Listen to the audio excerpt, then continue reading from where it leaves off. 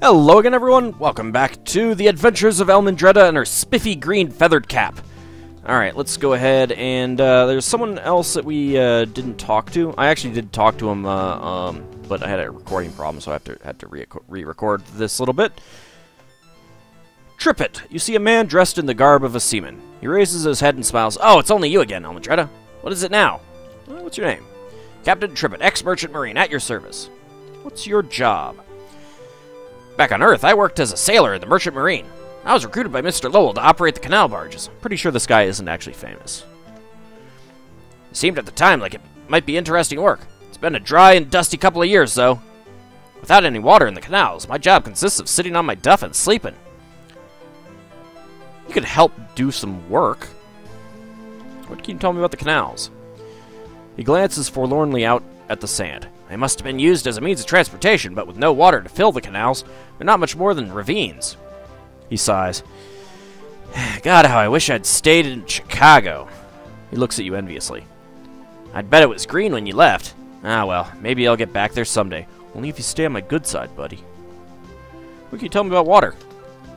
Well, I'm no engineer, but there must have been some method for making and storing water. Could be the Martians melted the ice caps for a source of water, but I guess whatever system they used must not be working, or there'd still be water in the canals. System?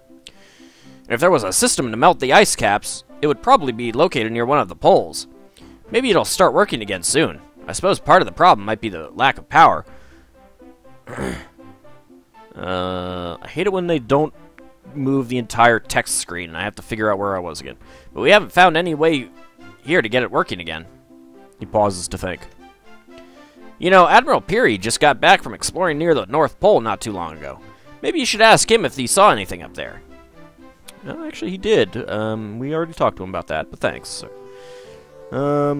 Barges. Those are the vehicles that were used to transport goods and people on the Martian canals. Most of them seem to be armed with cannons. I wrote down the locations of the intact ones we found. Open to pilot. Use a space, man. Hoping to pilot one someday. He searches his pockets until he finds a small notebook. There was one between Arsia Mons and Noctis Labyrinthus, one at Olympus Mons, one on the canal spur northeast of Argyre Planitia, and a really big one at Hellas Planitia. Those last two had cannon. So, let me get this straight. Most of them have cannon.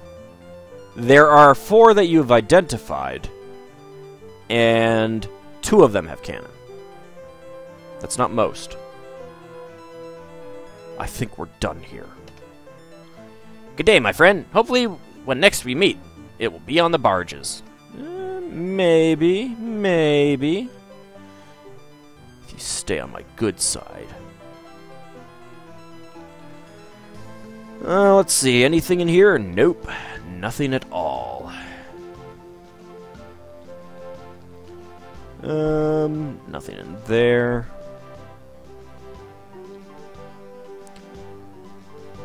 You look awfully familiar. But first, let's go ahead and use the book. The Prince by Machiavelli. This little book seems to be advice on how to be ruthless. You see a dark, slick-looking man with slightly shifty eyes. Well, Nathaniel must have cleared you if you've gotten this far. Welcome to the beautiful colony of Olympus. He smiles widely, vigorously shaking your hand. You look like a certain Hawaiian shirt-wearing man, in addition to a certain person from other Ultima games that we met who was kind of crazy, trapped in Neoden, looking for diamonds. You wouldn't happen to be the same guy, would you? I assume that your appearance means that a ship has arrived to rescue us. This is good news indeed. If there is any way that we may be of assistance, please do let us know. Also, we would appreciate your assistance in locating any other right-thinking humans who may be out there. We'll need all we can find if we hope to make it home. Right-thinking? What are you talking about? Indeed, there are very few sane people left here on Mars. Those unfortunate folk who used the dream machines are completely insane. Dangerously so, in fact. It is well known that the only way to be safe is to avoid the machines at all costs. Marcus disagrees, but look at him, talking to inanimate objects. Really? You'd be surprised. Right, crazy Marcus. He lives by himself in Hellas. Since I persuaded him it was best for all that he leave. He used a dream machine, and we just couldn't trust him after that. He shakes his head sadly. What can you tell me about Hellas? Hellas was one of the Martian centers of civilization. Marcus lives there now, talking to objects. Says he's sane. Ah! Anyway, it's southeast of here. It has one of those damn dream machines, but you can't get to it. It's blocked by an empty canal, thank God. He examines you suspiciously. You're not thinking of going there, are you, Almandretta? I can't tell you how dangerous that would be. We need you. Don't endanger yourself unnecessarily. You seem sincerely concerned for your welfare. And his.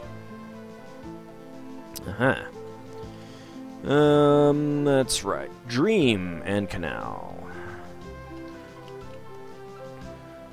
We had one of the infernal machines here before I used my considerable influence to convince the people to destroy it. Invention of the devil, I said. Evil, pernicious creation. Of course, they listened. You do know that there's no devil, right? Just checking with you. Because I could easily put you in the same category that you put everyone else in. Yes, the machine was in a building here in town. The one with 2 fountains by the front entrance. What's left of it is under guard. I intend to take no chances with this dangerous technology. Mr. Edison especially was showing a dangerous interest in the machine. Why, he even hoped he could repair it. Foolishness. Dangerous? Yes, madame, it cannot possibly overemphasize the importance of this matter. He puts his arm around your shoulders and whispers conspiratorially. You're a reasonable woman, madame. Well-traveled and with much influence. Get your hand off my boob. This technology no doubt destroyed the Martians. I'm sure you see the necessity of preventing it from falling into the hands of the uneducated masses. We men of education must occasionally make such decisions for the rest of mankind. You have some dangerous thoughts there, buddy. He straightens and looks into the distance, posing for effect. It's not working. What can you tell him about the canals? Seems that these Martian-made, he says, smiling condescendingly. These Martian-made ditches used to be filled with water. We've seen no reason to fix them. That would only allow access to places we have no need to be. And it would allow for ease of transportation. Come on. Hold on a second.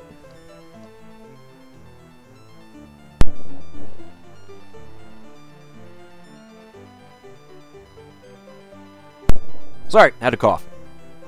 What is your name, sir? I should have asked you that earlier. Seagal, Jack Seagal. Honored, madame. He smiles broadly and pumps your hand. What is your job around here? Why, it is my solemn responsibility to take care of these good people of Olympus. Someone has to watch out for them, you know. You get an impression of insincere martyrdom. You know, I could think of someone much better for the job, considering the fact that he will eventually be president. I think we're done here. I think there's a couple things that I haven't talked about yet, but whatever. Indeed, madame, we are busy folk. Now, are we not?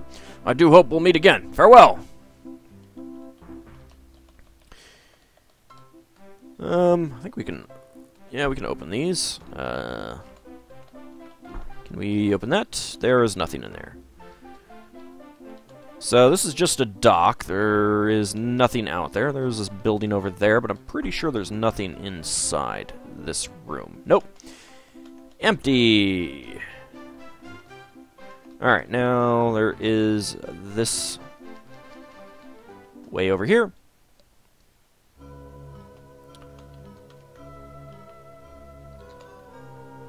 You see a flywheel. You see machinery.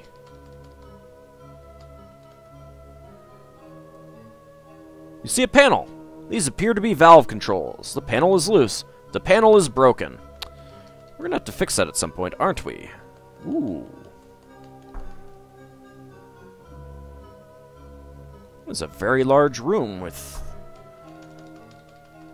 empty chambers.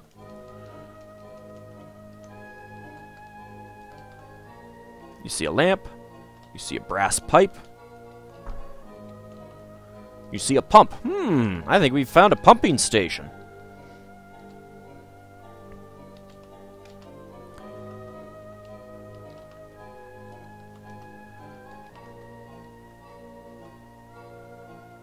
Oh, gee, a broken oxium geode. Anything else? Ooh.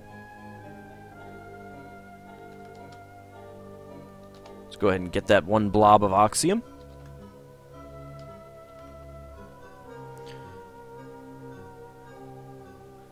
Broken oxium geode and broken oxium geode.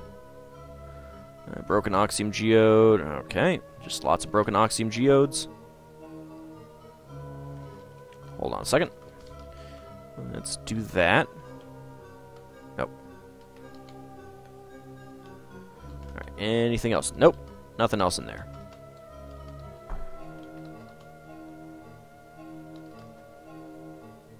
See a strange saw. Alright, well. Let's take the stairs up.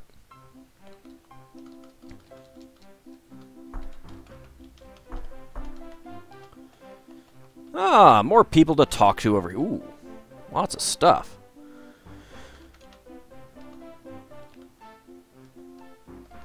Searching here, you find nothing. Let's go ahead and do this solo, so that people don't get in my way. You find a saw and a piece of dirt money. Let's move the bowl east. Find an accordion, a drum, a tambourine, and cymbals. A Martian spoon, cymbals, a Martian spoon, and a Martian spoon. That is a lot of Martian spoons. Ooh, 5 blobs. Ooh, ooh, ooh, ooh. Spectre!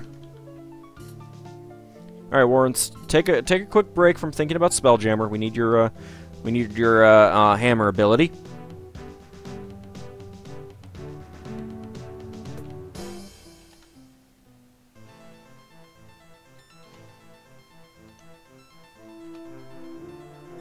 Go ahead and break open these oxium geodes. Whoops.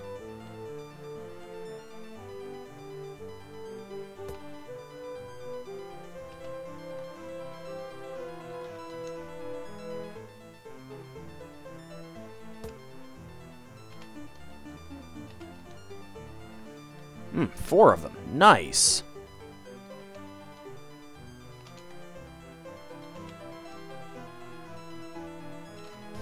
Get the 5, get the 39, it's up to 94, let's see.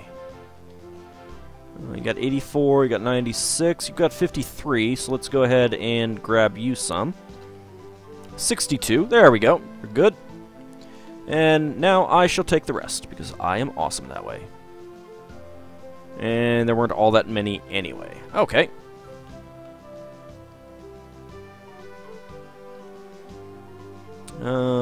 Anything interesting here? Well, there's this book. Catherine the Great, an informal biography by Roger Okerot. This well-read book is full of scandal and political maneuvering. The innocent and pretty Sophia grows up to be the notorious and brilliant Tsarina of Russia. I think we read that one already, too. You see a pale-skinned man with a gangly build. Hello, have you come to barter for my goods?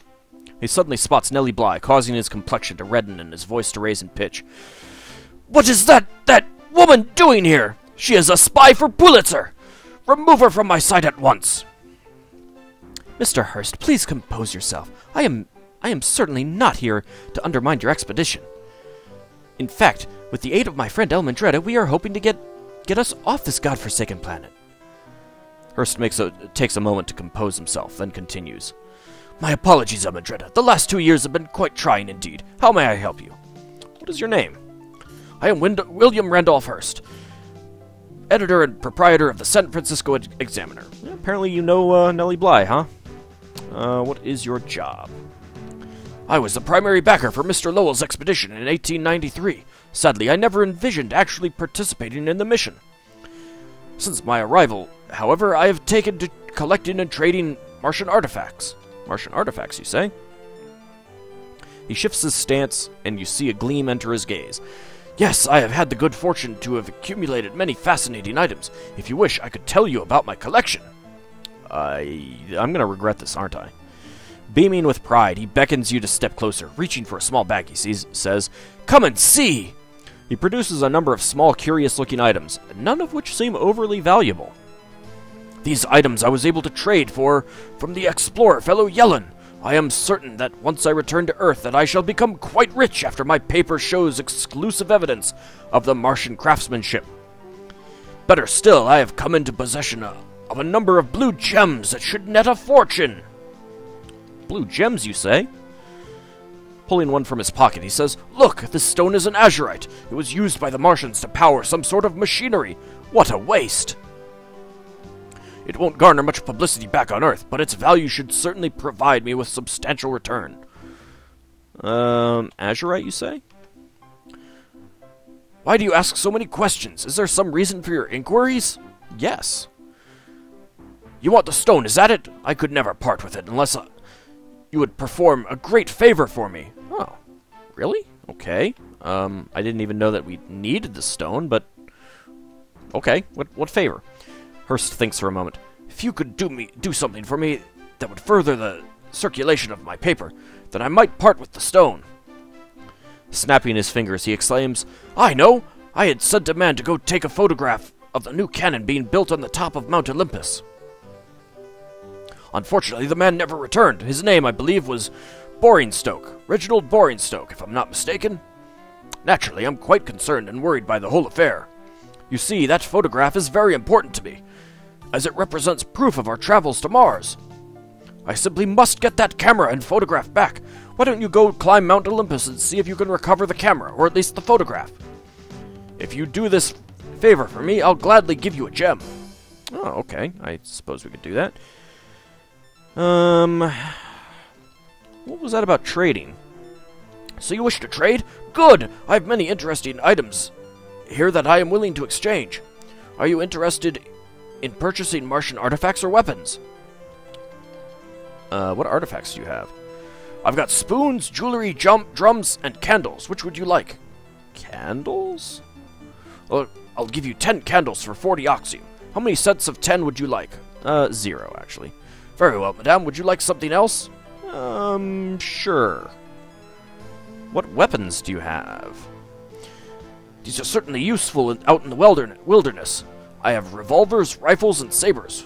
Oh, okay. Well, at least now we know where to go to get more weapons. No, I'm good. I think we're good. Yep. Alright, well. He did say he had that azurite, which, I guess it's not the oxium. So we'll have to look for that. I mean, look for this camera. Might as well do so now, since we're here on the mountain. Let's see if I can figure out where the way up is. Yeah, okay. I see where it is.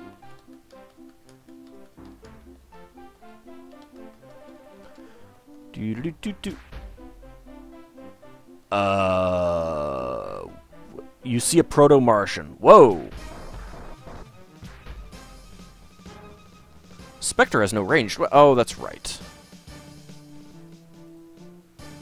There you go, Spectre. You guys could do a little bit more damage to them. Whee! Ooh! Ho! Oh, that is good.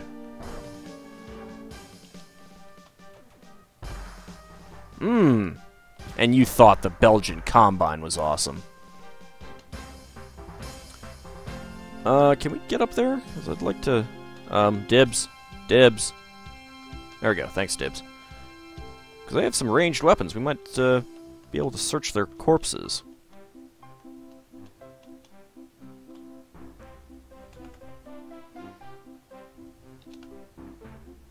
Can't be used. I thought we could search them.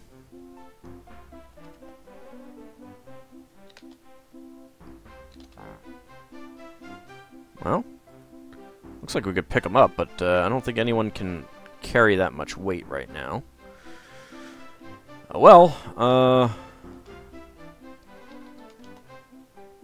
Searching here, you find nothing. Okay, so yeah, I could search those. Use, move, drop, get. Load, talk, yep. Oh well. See a camera. Let's get that camera. There's just a Derringer. I don't think there's any ammo for it up around here.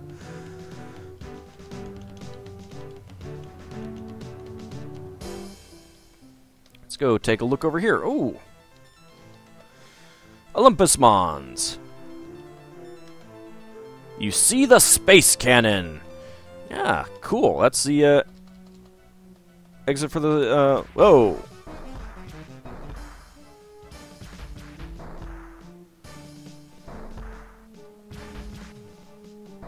There we go. This is a good spot. Yeah, there we go. That's what I'm talking about. There, have some fire. How about a little fire, Scarecrow? Whee! Okay. Now we can break off combat. Let's see. 0 charges left. Alright, back to my Belgian Combine.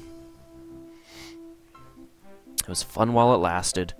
You've got 40 sling stones left. You've got 81 bullets, 43 bullets. You know what? Let's remove that Derringer. That might not go through the ammo quite as fast that way. We'll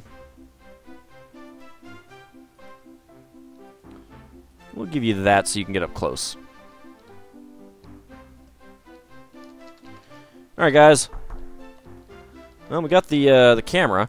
Now, I think we can actually get into Olympus itself. I'm looking to see if there's an easier way to do this. Alright, yeah, I think I can do this. Do it this way.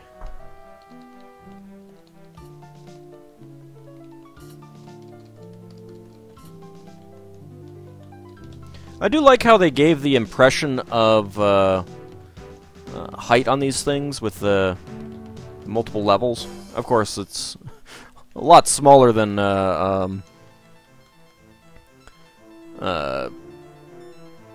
really should be, but it's still pretty cool how they did that. Oh, look! A rail line! Into the cave! And now we need some light. Let's go ahead and move this match in there.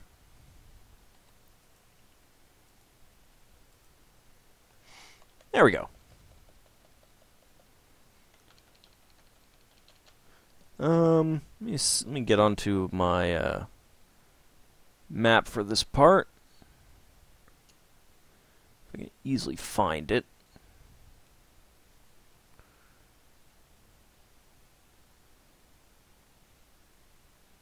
That one does not look like it. I'm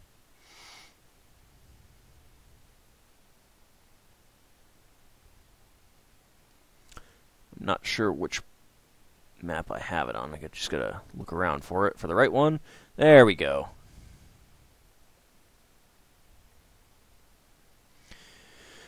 Alright. Let's head down this way. I don't know that there's any. There's probably some monsters in here, but I don't know what. But there should be someone to talk to. Oh! Dang it. Okay, you know what? Since I'm right there in front of it. There we go.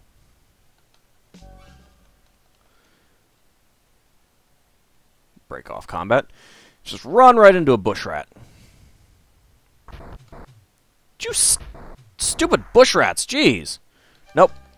Break off combat. Come on. Nope, nope, nope, nope, nope.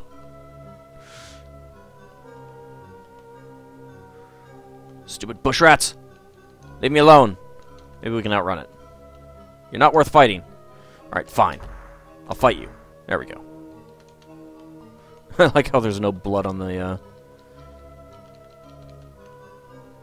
Huh, there's a spittoon there.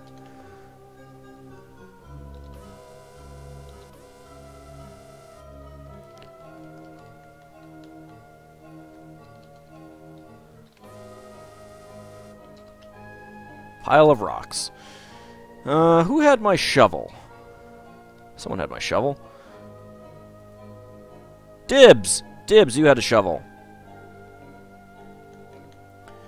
I see that little rock pile right there.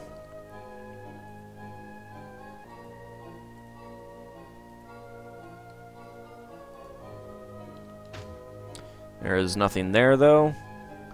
Now, what you can do, see the, Alright. Wait. There? Why can I not move that? Oh, that's why.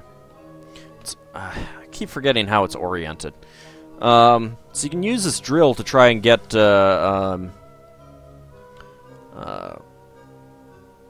these, try to get some ore out, but of course now there's no room left for the ore. But I believe the this mine is done with iron anyway, so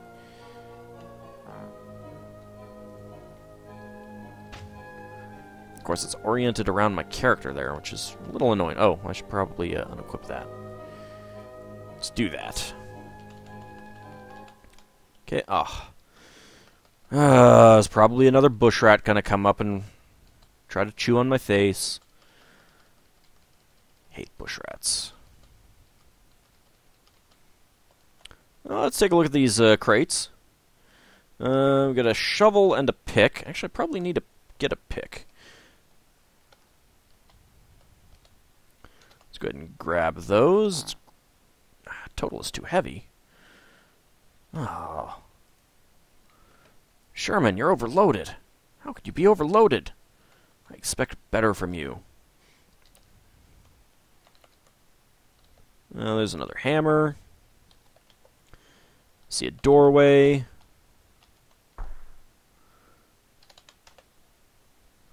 You see a spirited, sharp-eyed man in his 60s. Carnegie turns to look at you and extends a calloused hand. Good day! It's good to see that your journey to Mars was safe. Hopefully you've come with fresh resources from Earth. Resources? Sighing, he says, we've had a grave need for iron ore for several months. At first we were able to locate a mine nearby that gave us a good supply, but its load is spent.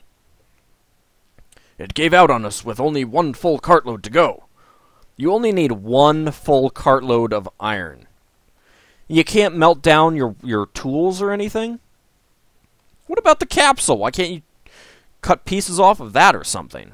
What kind of ore do you need? Once our mine here at Olympus became tapped, we started looking for alternate supplies so we could make more steel. We sent out various search parties, including the 3 explorers, to try and locate more ore. Jean, one of the Frenchmen that was aboard our capsule, was searching deeper in our Olympus mine, but he never returned. The most promising report was from Major Dupre, who found some at Syrtis Major, but was unable to find a way to transport it here. We only lack 1 cartful to have enough to finish the cannon.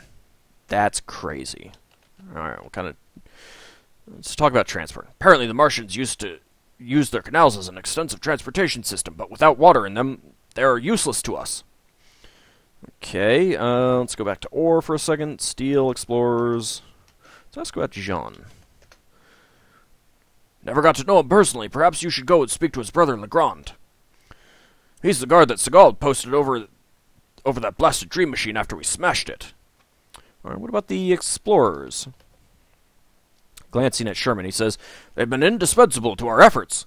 You can ask Mr. Sherman there about his friends, for he certainly knows them better than I. And what about, steel? We take iron ore and coal and place them into a Martian smelting machine. It's nearly like magic to watch because we only have to put the materials in and rolled steel is produced out the other end. From there, we took the steel straight to the project site to be riveted onto the space cannon. Tell me more about the space cannon.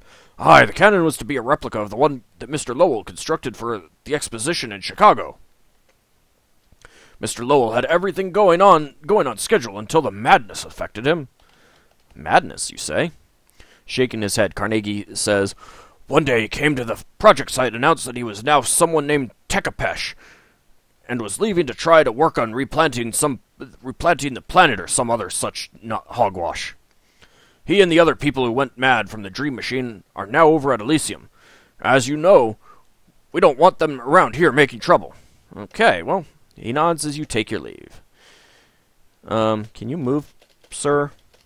Thank you. See if there's anything in there. Nope. What's the book? A Christmas Carol by Charles Dickens. This book is about a miser haunted by ghosts. After being traumatized by scenes of poverty, death, and self-revelation, he reforms. He ends up spending Christmas with his nephew Bob. Aww. It's such a heartwarming story. I don't think there's much else to do right here. Oops. It just says a space cannon. Alright, well, in the next episode, let's explore the cave a little deeper, see if we can find, Jean, or maybe his body. So, we'll see you in the next episode.